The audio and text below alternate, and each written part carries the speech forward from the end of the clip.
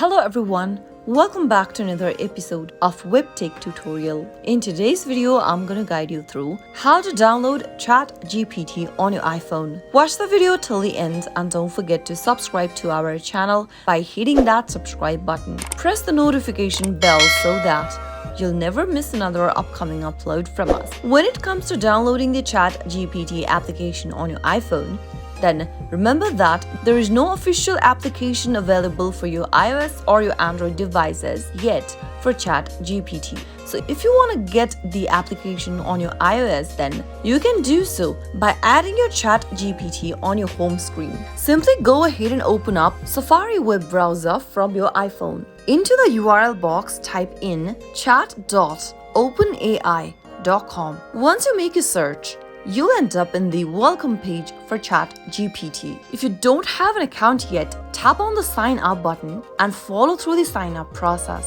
For existing account, tap login. Enter your email address associated with your ChatGPT account. After you are done entering your email, tap continue.